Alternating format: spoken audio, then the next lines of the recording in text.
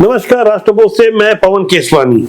जात पे ना पात पे, मोहर लगेगी हाथ पे, ये नारा इंदिरा गांधी के द्वारा दिया गया था। लेकिन उनके पोते और मौजूदा कांग्रेस के सर्वे सर्वा राहुल गांधी जिस तरह से जातिवाद की पॉलिटिक्स को हवा दे रहे हैं, जिस तरह से जात पात की भावना से समाज और राजनीति में वैमनस्यता लाने में सफल हो चुके हैं, उसका जवाब अब भारतीय जनता पार्टी की ओर से मिलने लगा है।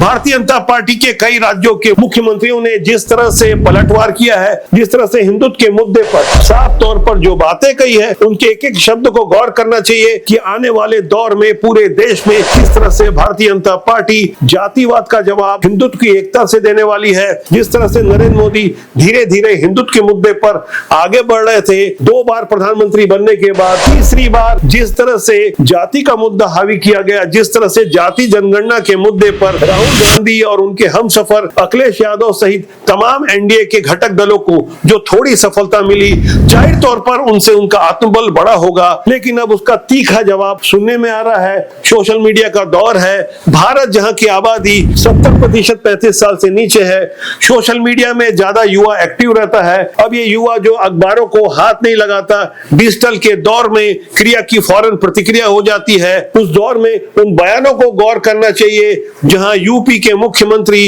योगी आदित्यनाथ ने जिस तरह से साफ तौर पर कहा कि बटेंगे तो कटेंगे, इसके अलावा भी उन्होंने आगे कुछ कहा। इनसे भी कहीं ज्यादा एमपी के मुख्यमंत्री मोहन यादव ने जो कुछ कहा उस पर भी गौर करना चाहिए। बटेंगे तो कटेंगे, एक रहेंगे तो नेक रहेंगे, सुरक्षित रहेंगे और समृद्धि की पराकाष्ठा को पहुंचेंगे। हमें विकसित भारत की संकल्पना को साकार करने के लिए कार्य करना है।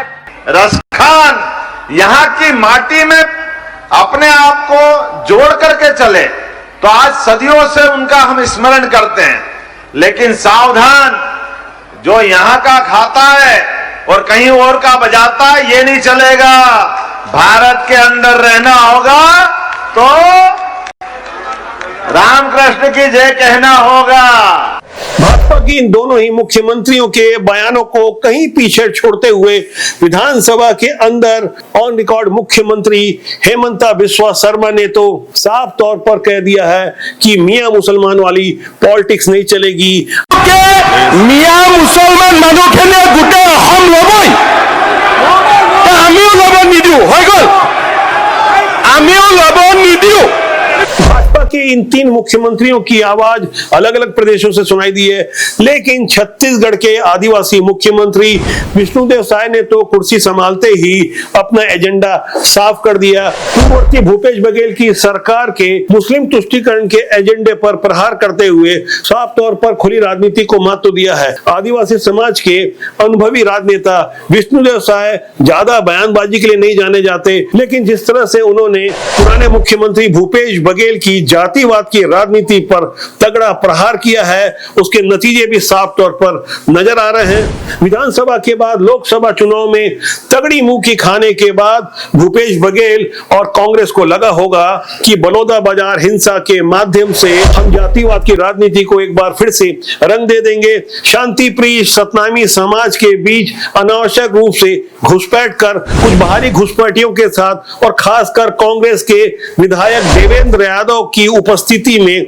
जिस तरह से ये व्यू रचना रची गई, सब कुछ शीशे की तरह साफ हो गया है। देवेंद्र यादव को न्यायालय ने पहले 3 दिन फिर 7 दिन, हो सकता है कि कोल स्कैम वाले मामले में लंबे से निपटने वाले हैं देवेंद्र यादव। इसके बाद बारी भूपेश बघेल की आने वाली है, क्योंकि महादेव सट्टा वाले मामले में सीबीआई इंक्वायरी के साथ शराब घोटाले की फाइल को भी ढंग से खोला जा रहा है। ढंग से खोलने का आशय एकदम स्पष्ट है, प्रॉपर्टियों की जांच हो रही है। ऐसे ही माहौल में भूपेश बघेल जिस कदर परेशान हैं, वो जानबूझकर हिंदूवादी संगठन के युवा नेताओं से भिलाई 3 स्थित अपने घर के बाहर भिड़ गए। सामने ही सिरसा गेट चौराहे पर उन्होंने जिस तरह का हंगामा किया, कुछ नए वीडियो भी हमारे पास आए हैं, जिसे आप एक बार गौर से देखिए किस तरह से भूपेश बघेल सड़क में गुजरते हुए जानबूझकर पहले से आंदोलन कर रहे बजरंगियों से जाकर भिड़ जाते हैं, उसके बाद कहने लगे कि मेरा रास्ता रोक दिया गया।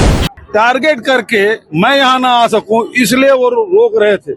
तो सरकार इतनी डरी सहमी हुई है कि अब इस प्रकार से अपने कार्यकर्ताओं के द्वारा विपक्ष के नेताओं को टारगेट किया जा रहा है। इस बयानबाजी के बाद भूपेश बघेल के समर्थकों ने जिस तरह से गुंडागिर्दी की, बजरंग दल के कुछ युवा नेताओं का अपहरण कर उन्हें थाने ले गए और थाने के अंदर पुलिस की मौजूदगी में मारपीट की।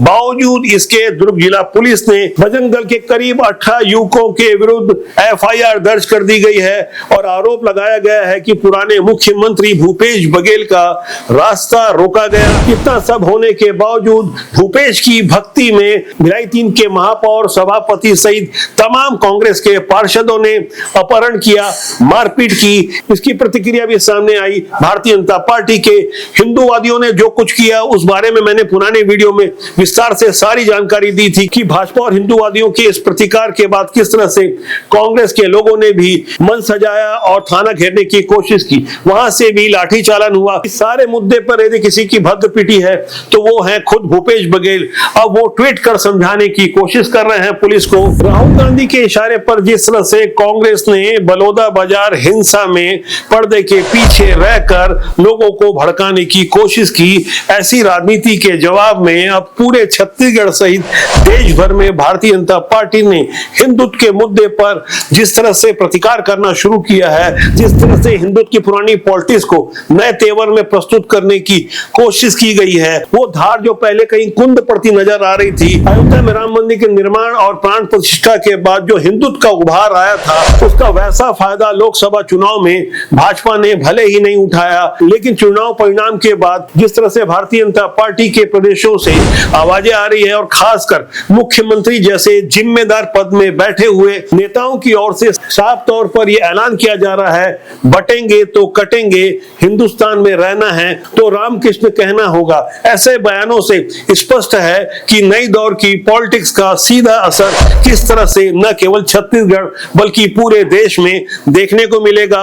वहां भूपेश बघेल जैसे नेता कहीं ना कहीं खुद को ठगा हुआ महसूस करेंगे, क्योंकि पहले से कहीं ज्यादा जागरूक हो चुकी जनता ऐसी राजनीति को खूब समझती है जहां जातिवाद के नाम पर वोट बैंक तो तैयार किया जाता है, लेकिन कहीं ना कहीं सनातन की एकता को कमजोर करने के साथ उन जिहादी मानसिकताओं को ज्यादा महत्व मिलता है, जिससे देश कमजोर होता है, देश का भविष्य कमजोर होता है। खासकर युवा पीढ़ी जो पहले से कहीं ज्यादा जागरूक हो चुकी है, अब इसका प्रतिकार भी साफ तौर पर सोशल मीडिया से कहीं बाहर विभिन्न आयोजनों के माध्यम से सुनाई देता है। आज का युवा हाय और बाय से कहीं आगे जय श्री राम कहना सीख चुका है। तो आज के अंक के लिए इतना ही। मेरा आपसे आग्रह है कि चैनल को देखें, लाइक करें, शेयर करें, सब्सक्राइब करें और आज के इस विश्लेषण के बारे में कमेंट सेक्शन में जाके अपनी राय जरूर रखें, जिससे आपका और हमारा रिश्ता ज्यादा मजबूती से बना रहे। बहुत जल्दी किसी नए विमर्श के साथ मैं आपसे फिर मुलाकात करूंगा। नमस्कार।